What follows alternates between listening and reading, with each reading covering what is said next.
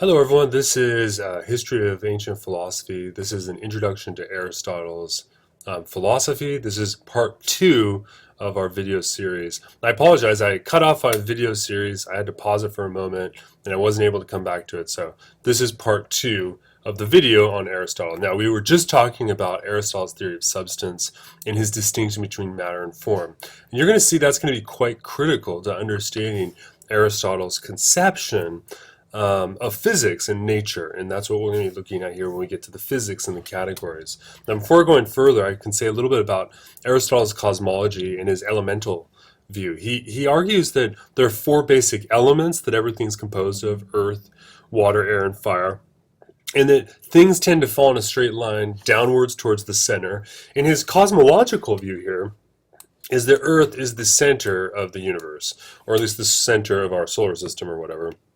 And his idea is that here's Earth, and it's a geocentric model, and then around here's the ether, and then around that are these basically spheres around which the various planets and the sun and the moon all orbit around the Earth. Now, it makes sense. This becomes sort of the central view of the cosmos in the Middle Ages, especially after the 12th century. And you can see here, because the Earth is the center, his idea here, he doesn't have a conception of gravity, but Aristotle sort of thinks that everything just naturally falls towards the center. And his view here is that the heavens are in these circular orbits, and these circular orbits are eternal. Circles are eternal, and he actually talks a lot in his cosmology about circularity and the movement of the stars. And he thinks they're eternal. And that the universe is organized, even it's finite but eternal. That is, it constantly keeps moving forever with no beginning or end, really, but it's finite in terms of its composition. So that's a little bit about Aristotle's cosmology. Of course, Aristotle's cosmology has been completely disproven, and we don't even really teach it too much anymore unless you're taking a specialized class on cosmology. Now, what is important for us, and you're going to see the real critical thread throughout Aristotle's writings here, concerns the problem of change. And what does it mean for something to change? So in our previous videos, we've looked at Parmenides, for instance, where Parmenides argues that change is a state of going from being to non-being, or from non-being going to being. And since what is and what is not, Parmenides argues that change must be impossible. It's an illusion. And in fact, and then of course we looked at the ancient pre-Socratic philosopher Heraclitus, and Heraclitus has the conception that everything is constantly changing. But if everything's always changing, then Heraclitus doesn't seem to have a very good way of capturing our sense that some things don't change too. So change is this fundamental problem in philosophy that goes all the way back to the ancient Greek, to the pre-Socratic philosophers. In Plato's philosophy, one of the problems of Plato's philosophy is that Plato doesn't have really a good explanation for change. You'll recall that we can demarcate the realm of being from the realm of becoming, where becoming refers to this notion of change. But in Plato's sense, becoming is marked by a degree of illusion. So he's able to articulate why it is what's eternal doesn't change, why our ideas seem to have permanence. Think about mathematical concepts or something. But Plato can't really articulate why things are changing. He just sort of says that they are. And so this is sort of there's a huge hole in Plato's philosophy, consequently, that Aristotle thinks he can fill. And he thinks that he can actually give a satisfactory solution to at least make change something that's intelligible. And we're going to see that change refers to this idea that when something, X goes from being F to being not F, or vice versa. So change is this process where something somehow goes from being what it is to not being what it is, or not being the same type of thing that it is, and vice versa. And I give this example here of the dancer changing in space, right? So what the dancer was at this point is no longer existing at this point. And at this point, the dancer is no longer this thing. And so it looks like change refers to some sort of process in which things are going forward. Now, but that, of course, is just the problem. It doesn't actually give us the solution. We're going to see here, especially in the readings we have today in the physics, that Aristotle thinks that we can make change intelligible by distinguishing two categories. The first category is the category of actuality, and the second category is the category of potentiality. Now, actuality refers to what something is at any one moment, and potentiality refers to what something could be in another moment. Right? So, for instance, if we go back here to our picture of the dancer, what we could say is that if we want, we can mark each one of these as point 1, point 2, point 3, point 4, point 5, right? So at point 1, the dancer has an actuality in terms of her position. And then through motion, this actuality gives way to a second form of actuality. Now, his idea here is not that this just changes from this to this, but that this, while being in a state of actuality, at the same moment, it has potentiality for something else. And the range of potentiality is limited, right? So for instance, the dancer's position here, the dancer only has a certain number of positions, a certain number of potentials that the dancer can move into, right? The dancer can't, there's a lot of things the dancer can't do, right? The dancer can't, levitate or something like this, right? Can't flap her arms and fly. The dancer can't do that, so that's not within the potentiality of the dancer. And his idea here is going to be that actuality and potentiality both exist simultaneously. So at any one moment, I'm in a state of actuality, but from this state of actuality, there is a range of potentialities that are possible. And his argument here is that if we can make sense of this notion of potentiality, we can actually understand what's happening in change. It's not that, he was going to argue, it's not that change is going from being to non-being, right? Or from nothingness to somethingness. That doesn't make any sense. But it's rather that what we call change is really the fluctuation between actuality and potentiality. He's also going to distinguish 4 causes. I'm not going to spend too much time on these because we'll read these in the physics. But a cause refers to, there's a lot of different ways we can talk about things coming into being. We can talk about them in terms of their matter. We can talk about them in terms of who or what created them. We can also talk in terms of their structure, their form. And we can, of course, talk in terms of the purpose of things, or why things come into being. And we'll see that each of these 4 causes attempts to capture that. And so when Aristotle says that science is seeking to uncover principles and causes, these are the specific types of causes he's thinking of. Or you might say these are the categories of causation within Aristotle's view. Now, one thing that's very important here to Aristotle's entire conception is a notion of teleology.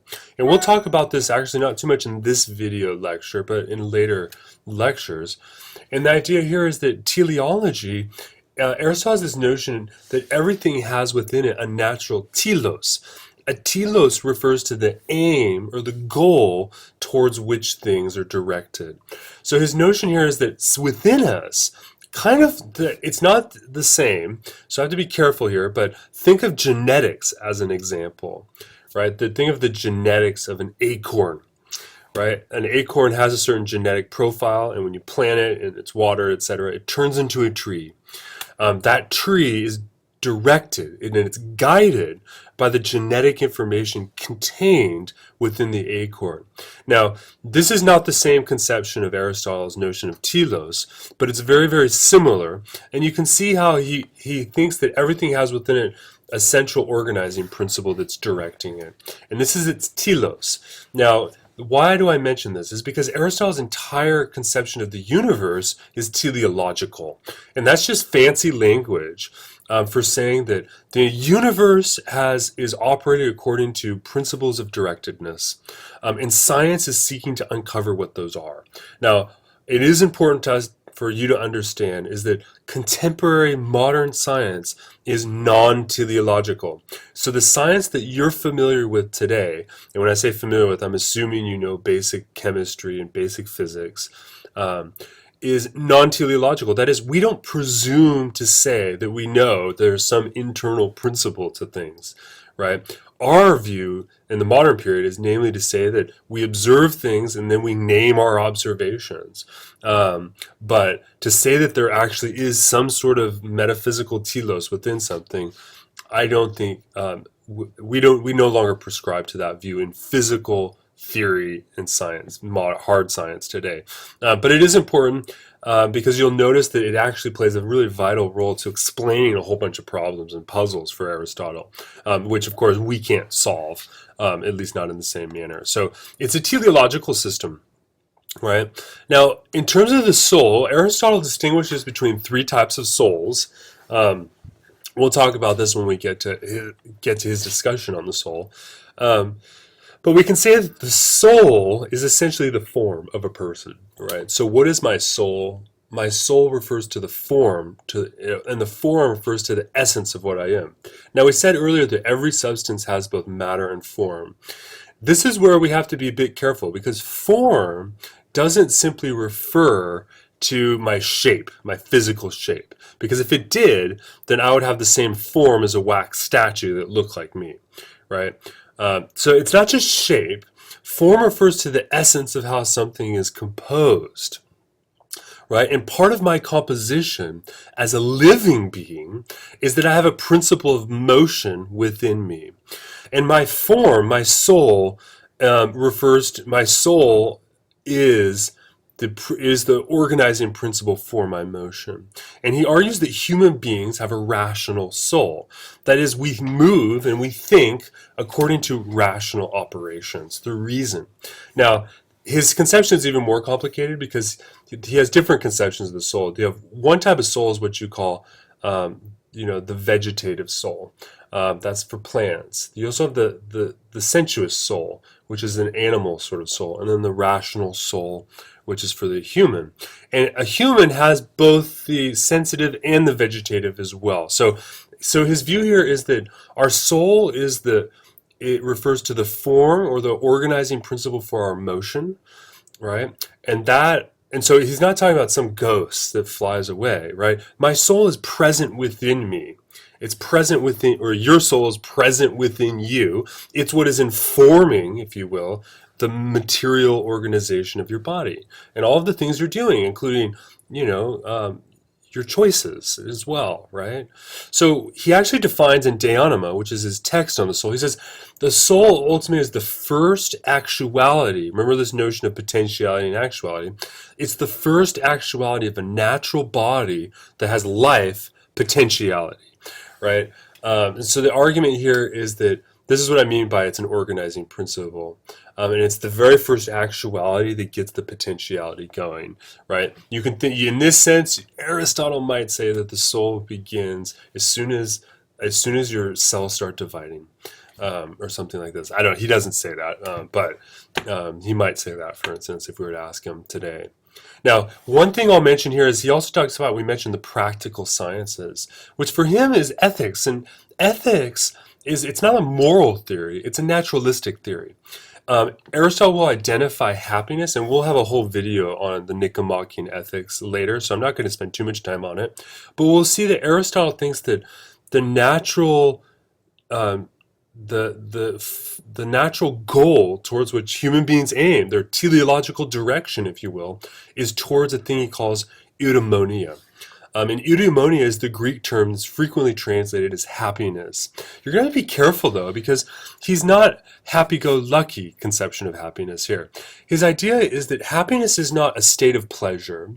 Happiness is not a psychological state at all, in fact. Happiness refers to something that's objectively determined. And to say that happiness is objective is to say that happiness is recognizable by all people. And happiness here isn't therefore some internal psychological state. It's not a child licking an ice cream cone who's happy. That's glee, right? Happiness refers to a human form of flourishing in which we see human beings flourishing. Now, think of different people you know in your own life, some of whom are flourishing, and some of whom aren't. Now, each one of these individuals you think of is going to flourish in a different way, right? So one person's flourishing is different than another person's, right? And you can compare, for instance, the successful university professor to, let's say, the successful corporate executive, right? Both people have flourishing lives, but they do it so in different ways. But we all recognize that these are types of flourishing. These are forms of happiness. And so what he wants to do is argue that what we need to do is understand what those universal features of flourishing are, and then identify how we can achieve those. And he argues that we can achieve those, and that eudaimonia is actually an activity of the soul, of the rational soul, in accordance with virtue. And so his philosophy, his ethical theory, is a naturalistic theory, but it's also what's referred to as virtue theory, a form of virtue ethics.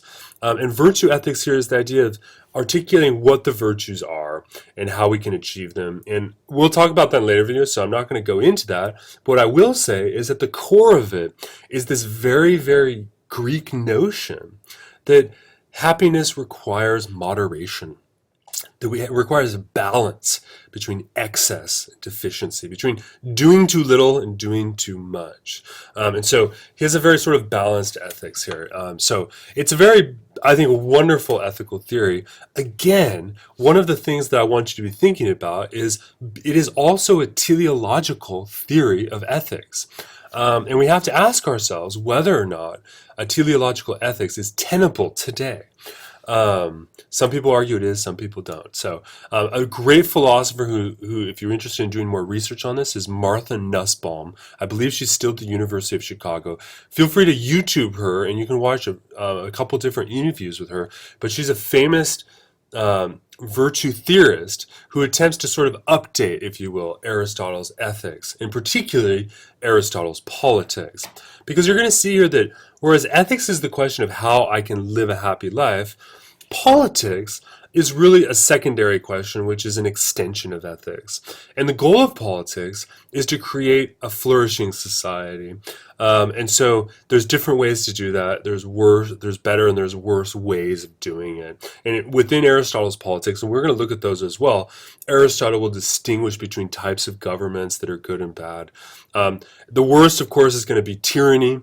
And the best for him is actually a form of aristocracy. He actually is negative on democracy. So is Plato, in fact, mainly because democracy is not necessarily a political system that can always capture rational, is not always rational. That's part of it.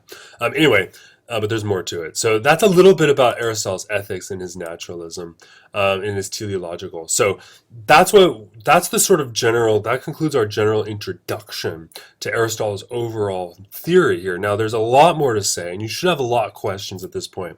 What I want to do is now dig down and talk about the specifics that we're reading in these excerpts from the categories and the physics. Now, what are the categories? Well, the term in Greek that Aristotle uses here is the word that we would say is to predicate. Now, remember here in grammar, the distinction between subjects and predicates, right? So if I say, for instance, the coffee cup is silver, right? The subject is coffee cup, and the predicate is silver. Silver is essentially a quality that I'm attributing to the coffee cup, right? So what is a predicate exactly? A predicate is essentially any category that we use to describe characteristics of a specific subject. So what we're talking about here are the relationships between categories. Now, we're not going to be talking about Aristotle's logic. I have those video lectures you can watch on categorical logic. And what you'll get an introduction to if you watch those videos is how Aristotle conceives logic to be a science of how these categories, subjects and predicates, get related to each other. Right. Now, we're not going to be looking at his logic. What we're going to be looking at here is basically his general discussion of how we classify things. Now, classification, although it's sort of boring, right? Most people would never read a book on the categories. I can't imagine going and asking someone at Barnes and Noble, I'm looking for a book on categorization. I'm sure there's books on it, not exactly fun reading, but necessary reading, right? That is, if we don't articulate and define how we're going to categorize things, we can't undergo this unified approach to developing science that he has here. So that's what the categories are doing in this passage. Now, he starts off here, it's sort of boring, I think, but it starts off here with the idea that there's really three different ways in which we compare words, right? Words can have a homonymous relationship, a synonymous relationship, or a paronymous relationship. The first here is the idea that we can compare things that have the same name but different definitions, right? We can compare things that have the same name but the same definition.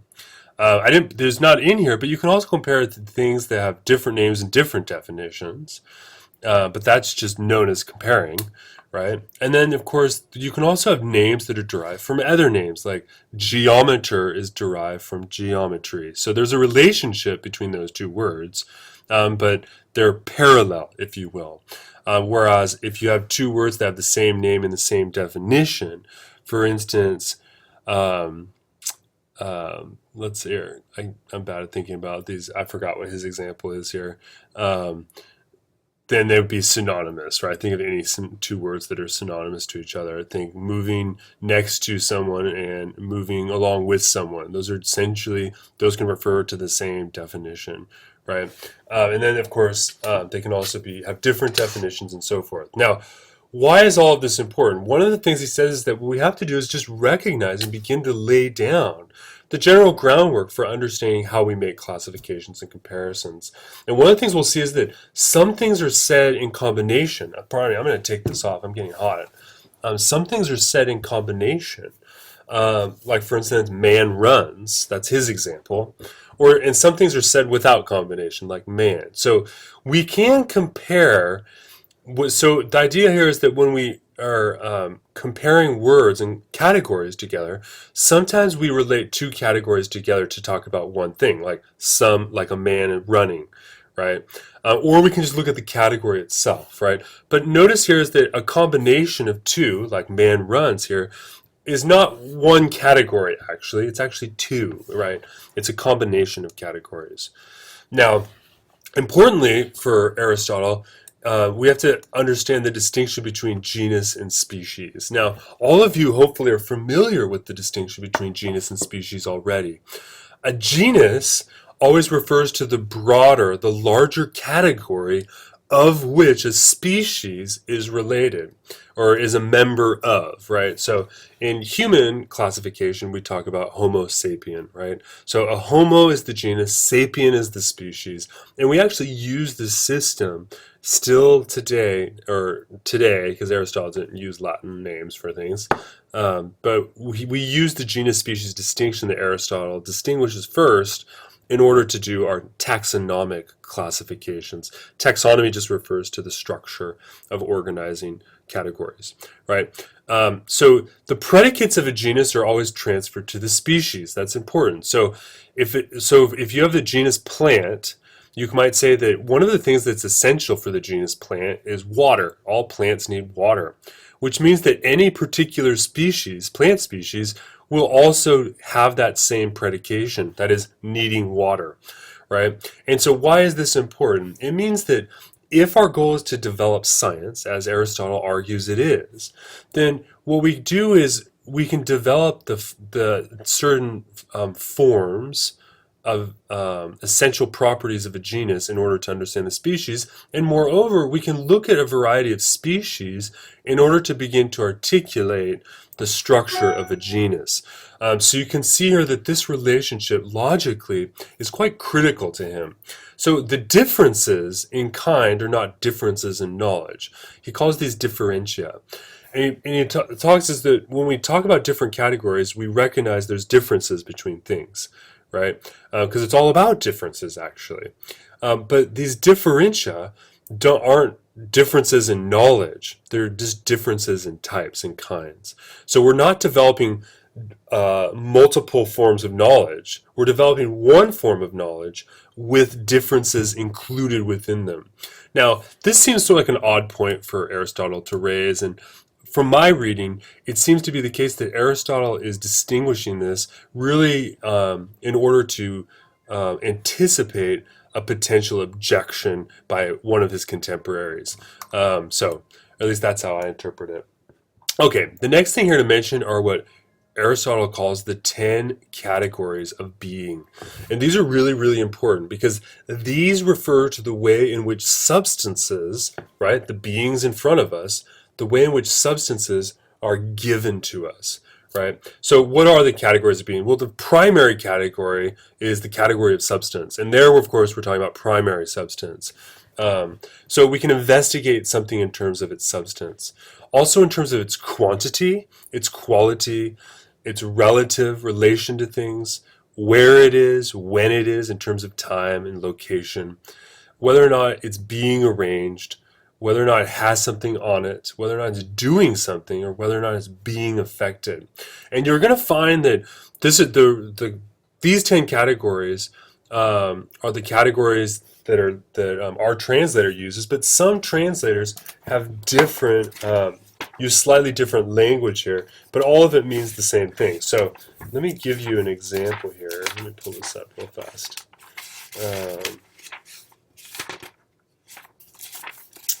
Right. So let me give you an example here of each of these. Right. So for instance, a substance can be like a man or a horse. A quantity is 2 cubits, 3 cubits. You can have a quality can be white or grammatical. Relative is something's double, it's larger, it's lesser. Where it's in the Lyceum, it's on your computer. Yesterday, when is yesterday, for instance. Being arranged, something is lying or it's sitting down.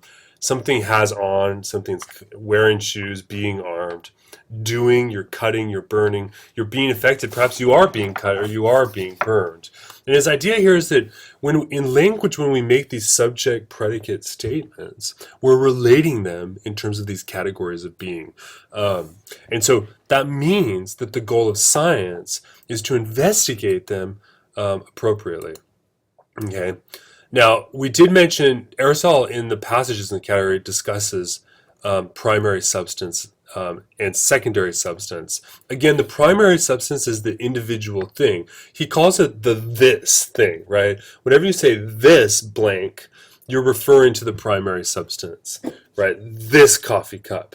The secondary substance is actually both the species and the genera of the species. So here, what he's saying in more specific terms is the secondary substance is when I have classifications of things, right? So for instance, I could say this is a silver cup is the species, and I could say coffee cup as the genus or something like this. And those things, those ways of categorizing are a secondary form of substance. That distinction is quite important. So for example, an example here I was thinking of would be this woman versus woman, right? We talk about women, right? But that's different than talking about this particular individual woman, right? So that's a difference between primary and secondary substances. And he argues that among substances, the species is more a substance than the genus. What does that mean, more of? Well, remember here, if we begin with the individual as primary, the species is closer to the individual than the genus is. And so that means that the species position is always closer to the primary substance, as it were. He's not saying that it is a primary substance, though. And also, you have to recognize, too, that any genus can become a species for something else, right? So you could take human goes to mammal, but mammal can become the species to animal, for instance, and so on and so forth. And so it's a way of categorizing things, but the species is always closer to the individual this. So because primary substances are the core subject of the science, because ultimately we don't just want a theory of concepts, we want a theory of reality, a theory of being. And that's a really important thing to recognize when you're reading Aristotle here, is that for Aristotle, right, we're not just, we can classify all we want, right? But we're not just interested in classifying. We're interested in getting the classifications right and making sure that they actually represent reality. And that requires an articulation of primary substance, the this, if you will. Now, there's a couple of points worth mentioning, is that the parts of a substance are not substances themselves. So that's an important thing, is that, so for instance, I am a person, I have substance, matter, and form. One of the parts of me is my fingernail, right? So when I'm talking about a human, his argument here is that I have to think of the entire human that has different parts in it, but those parts, I'm not going to treat those while I'm investigating humans. I'm not going to treat individually as their own thing. And there's a question here about whether or not this is an epistemological point or an ontological point. That's just fancy talk for saying, is Aristotle distinguishing here? And to be honest, I'm not sure myself. Is Aristotle distinguishing a way in which we should proceed in our investigation, or is he distinguishing the idea that the fingernail really isn't a substance? It seems to me that the first is the stronger argument, though I'm sure a Aristotelian scholar might disagree with me out there somewhere. So substances themselves, another thing he mentions is that substances themselves do not have contraries. So let's quit. This is one of those times when Aristotle mentions something that you probably don't know. You haven't heard of this term, or you have not sure how Aristotle is using the term. So what is a contrary? Well, a contrary refers to anything that's binary, right? So white, black, light, dark, hot, cold. Those are contraries. And notice that a contrary cancels the other one out, right? So if you have enough hot, then cold sort of disappears. And if you have enough cold, then the heat disappears, or something like this, right? So contraries cancel themselves out. But substances themselves do not have contraries, right? So I'm a being, but there's no being, there's no opposite me, right? There's no parallel universe me that if we met, we would both, bleep out of existence. Now, I don't know, maybe that is possible in physics. I don't know, I'm not a physicist, a theoretical physicist here, but from Aristotle's perspective, substances just exist with other substances. They don't have contraries. Substances are actually complete, as it were. There's no gradations, right? So even though I'm changing, right, I'm still always just me. I'm still just one the whole time. Even if, for instance, God forbid, I lose an arm, I will still just be one thing, one substance. So substances are complete. I think that's what's leading him to argue that we can't treat the parts as substances, right? Because we have to recognize that we're investigating the substance for its essence, and we have to recognize its completed nature. So substances don't have contraries in there, but they are complete. But the other thing is substances change. They are changing. I'm changing. So as you've been watching this video, I got hot, right? So I guess my internal thermometer was going up. I took off my coat, my internal thermometer is going down. So these changes are going on. And in fact, you can take your heartbeat while you're listening to this lecture, and you can be convinced that you are yourself changing with every second, right? So substances change. Now, what is change? Initially, he says here that, well, it looks like change is the idea that substances receive contraries, right? So for instance, think about a heartbeat, since I gave that example. A heartbeat has a contrary to it, right? It's either beating or it's releasing, right? Something like that, the heart motion, right? Right? Your heart contracts and it releases. When it contracts, those are contraries. They cancel each other out, right? But as they're changing, you as a whole being are taking on different types of contraries. You're not yourself as a substance faced with the contrary, but there's elements to you, the parts of you, if you will, are receiving contraries. So for instance, when I get hot, right, hot and cold again, right? When I get hot, I'm receiving the contrary of hot because cold is dissipating, and then when I warm up, vice versa. So change can initially be conceived of as a form of receiving contraries. Now, that's not going to be enough, and I think there was something else here that skipped, right? The other thing here is, now here's, before I get going, because we're going to see this is the launching point into the physics pretty soon here, is it's because substances change that they're able to receive contraries. So we have to make a further distinction. This notion that we're receiving contraries is not change itself, but rather it indicates that we are changing. And remember, he's going to argue, so what does it mean for a substance to change? Well, this, as we said in our previous sort of introduction, has to do with actuality and potentiality. So what I want to do now is I'm going to jump over and begin to talk about the physics. Now, the physics is a separate book, and we're only looking at a couple excerpts here. The physics actually comes from the Greek term physis, and physis just means nature. So the physics doesn't refer to physical reality the way we think of it in modern science. The physics refers to just nature, right? And when we're talking about nature, of course, modern physics is concerned with that, with what's natural, but nature is a bigger concept, and it's less defined, I think, than our conception of physics that we have today. So we're talking about physis. Now, before we get going into this is when Aristotle starts to give us a little bit more details in terms of science and in terms of what it means to do an inquiry. So what is the good of an inquiry? Like, why do this investigation? Well, science is about knowing the primary causes. We talked about there being four, and we're going to go back to that. It's about understanding what the primary principles are, right? The primary principles are indicative of the form of that substance. And ultimately, a science, and when it's completed, will also understand or articulate the elements of a thing. Right? And the elements there, we're talking about the matter, right? So the form refers to the essence. The matter refers to the elements, right? For him, fire, air, water, and all this sort of stuff. For us, we have a modern atomic physics that can fill the similar position. And here, of course, if you're interested, you might be interested to see Aristotle's discussion of atomism, for instance. So, again, how are principles known? Now, he makes an interesting distinction here in the reading where he says principles are both known by us and they're known by nature.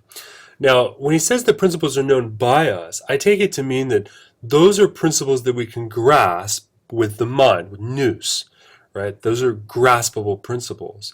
But then he says there's principles that are known by nature. And what does he mean by that?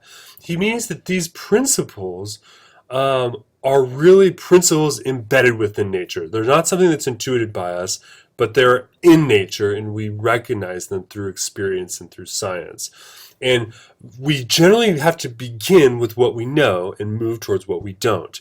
We don't necessarily know the principles by nature, but we can know the principles that are intuited by us. So that means that science is dialectical for him. So he agrees to some degree with Plato here. That is, science is going to proceed through a dialectical movement. From the whole to the parts, from the universals to the particulars. Now, ultimately, the goal is to give a comprehensive view of all, both the wholes and the parts. But he says it's generally easier for us to begin with the whole and then go to the parts.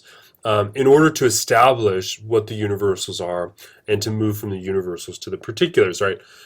So, for instance, if I wanted to study human beings, then I'll start by studying all human beings and sort of work my way into the nuances of particular individuals. So science is dialectical in this process here. Let me take a drink here. So the next thing here is thinking about change, okay? He says, first off, things don't change randomly. Now, that's not his language, it's mine. But he says that, listen, things don't just change willy-nilly, right? For instance, I am a human being, I'm moving, so you're watching me change, literally, in front of you. But as that process is going, you can see that there are certain things I can't do. My arm can't just change into a pot of flowers, for instance, right? My nose can't just change into a beak, right? Et cetera, et cetera. There's only certain types of change that are possible for any type of substance, at least naturally, right?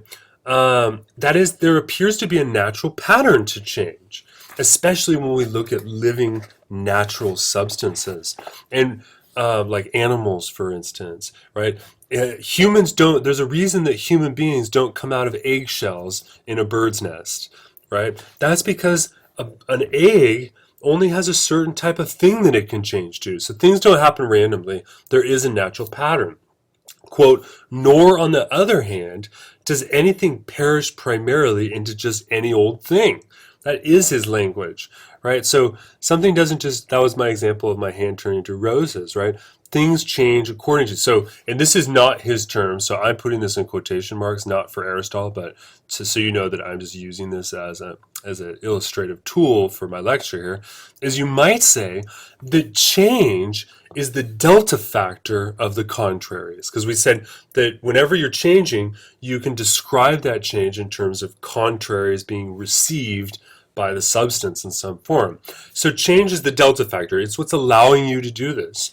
And you can see here, of course, the back of his head is going to be this idea. It's teleologically directed, right? Because that's his overall framework. Now, when we talk about change, we can talk about the idea that change can mean simple things change, or compound things change, right? And we can mean change in a whole bunch of different ways. And he actually talks about a lot of the different ways change could be, and he does it really in algebraic notation. So he gives this example, for instance, something comes to be F, but also it comes to be F from being G, right? So you can say, for instance, when a person dies and you bury them, then their body, turns into the grass and the trees that are planted above them, right? So literally, you go from being a human or whatever it is your matter transfers from having the form of a human to having the form of a tree, right? So this change is going from G to F, right? But there's lots of different ways we can talk about things changing. Things can also change in terms of their characteristics, but not change their essential substance. So they don't change from being G to F, they can just change from being a different type of F to being another type of F. And in the physics here, Aristotle tries to lay out really the different possibilities that there are.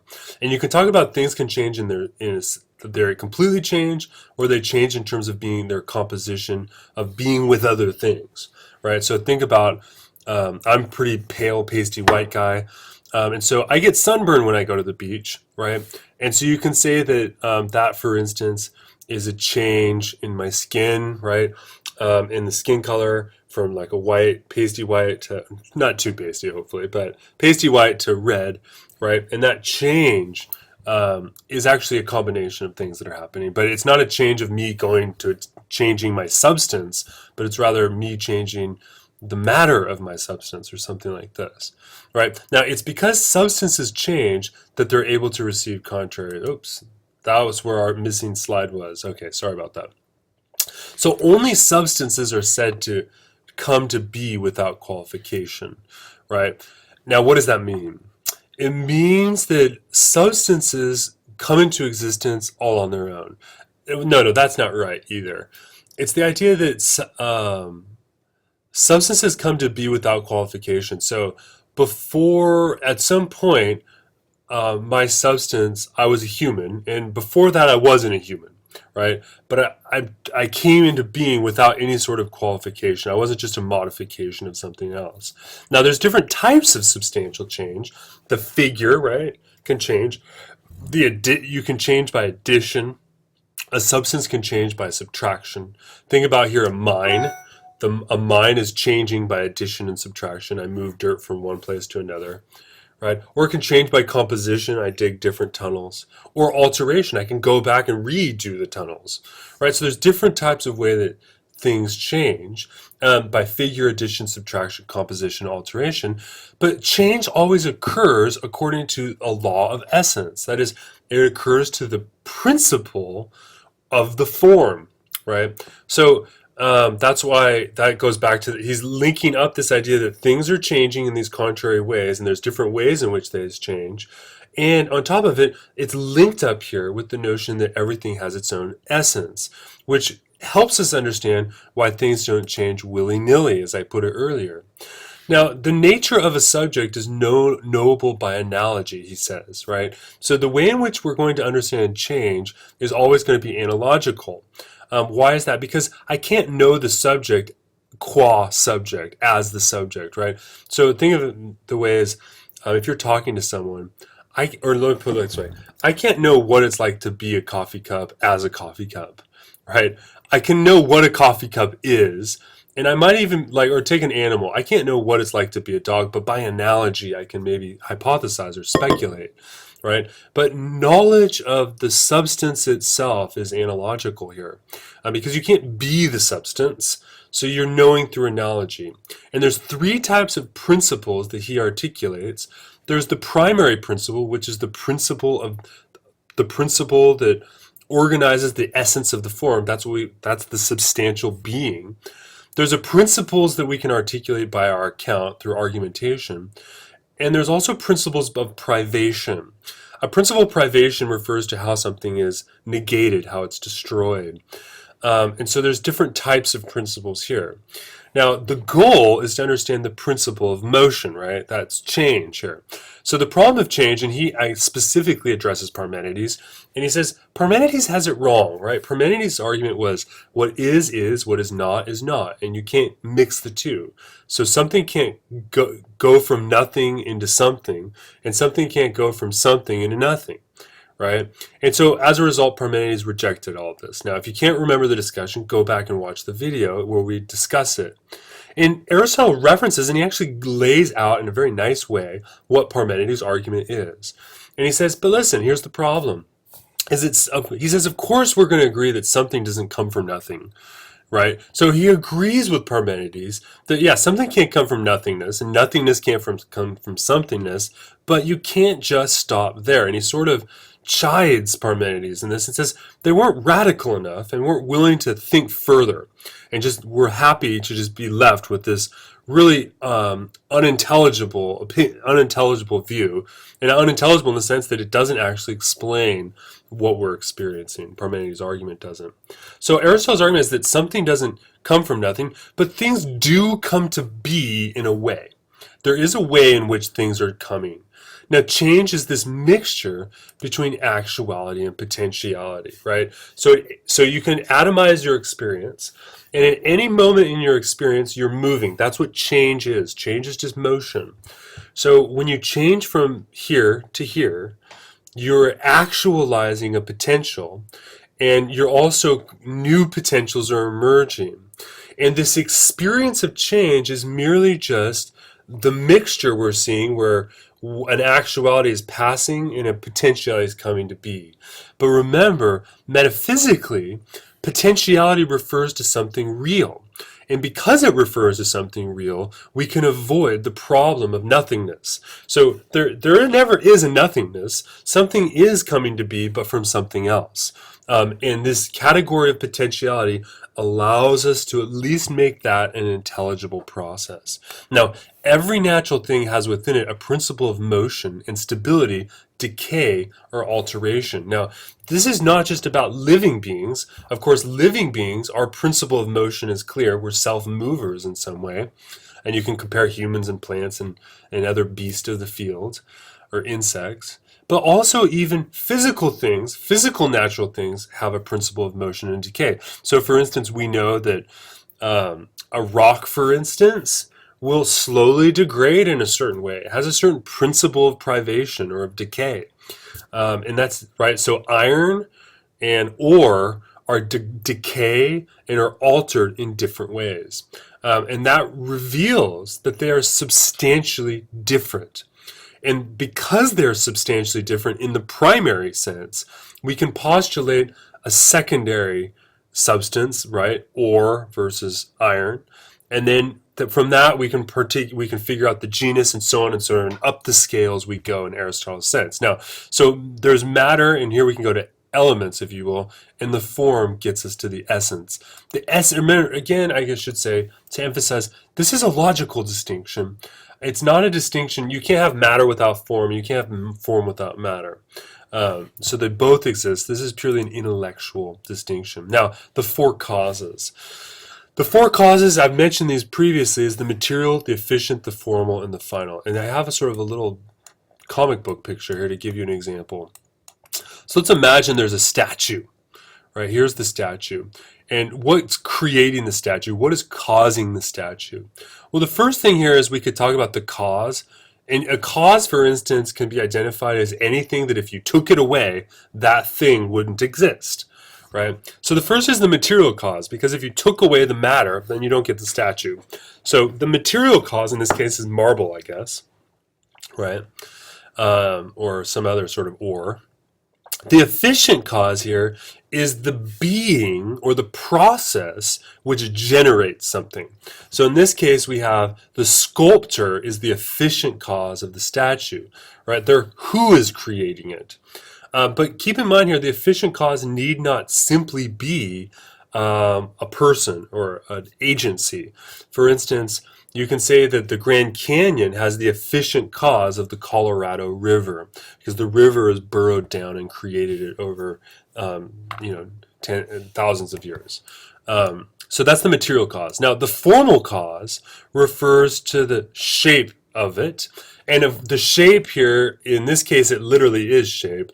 But remember, the formal cause refers to the form of something, right? It's pretty simple, just the way the material cause refers to the matter. So here they've drawn a little, I have the sculptor had the idea of what that sculpture was going to look like.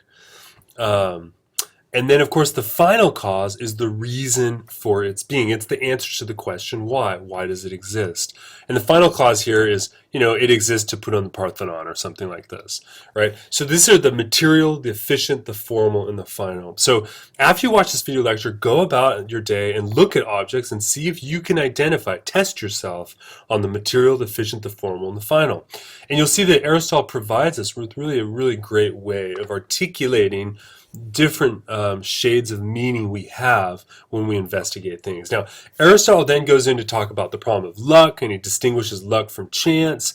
I'm not going to spend too much time about it, but I will say that he sort of asked the question, well, to what extent does luck cause things to be, right? And he says that while luck is not a natural cause, the way the material, the efficient, the formal, and the final are, luck does, in a certain way, cause things to change. But luck is more the confluence of events. And we can talk about good luck and bad luck. And then he distinguishes this from chance, which is just the openness towards having luck in one way or another. So I'm not going to spend too much on it. It's sort of an interesting discussion there. But he does talk about luck. But even though luck has a certain sort of way in which it can cause things, right? I got in a car accident by luck. So that caused change, right? His argument here is that this is not central to our investigation of nature, but it is important and worth thinking about. Now, what are some of the other things he argues? I'm almost done here with my video. I know it's going long here. He says, necessity is found in mathematics and in things that come to be naturally. So this is important because he distinguishes the idea that mathematics is different from physics, from nature.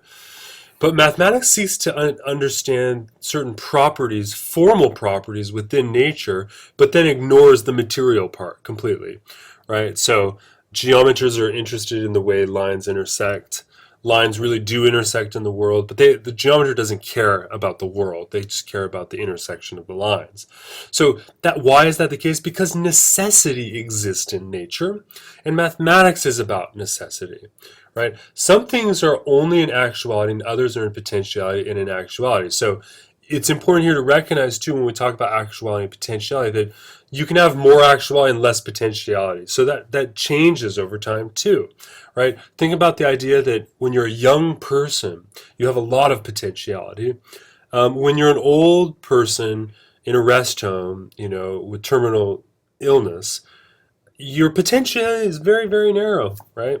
You mainly just have a certain type of actuality. And so there's a mixture here, and we shouldn't just presume that it's always a 50-50 thing, right? Because again, for him, it's tied to motion. So it's sort of interesting. And for us too, really, as well. In some cases, the same things are both in potentiality and actuality, thought not at the same time or in the same way, but rather they are, for instance, actually hot and potentially cold, right? So that's a coffee. Every time you drink hot coffee, it's actually hot, but it's potentially cold. And you know that because it will actualize that potential given enough time. That's one of the laws of thermodynamics if you're in the right environment or whatnot, right? if you put a hot cup of coffee in a cold room. Now, in any case, that means the actuality of what is potentially F, whenever being an actuality, whenever it really is, that means it's active. Not insofar as it is itself, but insofar as it is movable, as it is in motion. So that's the passage I wanted to give you to really emphasize, is that notion that the type of change we're talking about here is motion. And so we can't, not just in terms of like long term, but in the short term as well. So I'm constantly sitting here moving my arms and all this sort of stuff. I'm actualizing something that's potential. And something that's potential is being actualized. And then new potentialities emerge. So since motion must be an everlasting and must never fail, there must come to be an everlasting first mover. I typed this in wrong, my apologies. But this is where we're going to end our lecture here. In the end of the physics excerpt here, Aristotle suggests, he says, wait a second, we have to understand where all of this motion is coming from. That is, what is the principle that underlies these transitions between actuality and potentiality? He's going to argue that it has to be something that's fully actual, it's fully there, with no potential. Because potential can't exist unless it subsists from, or comes from something that's already actual.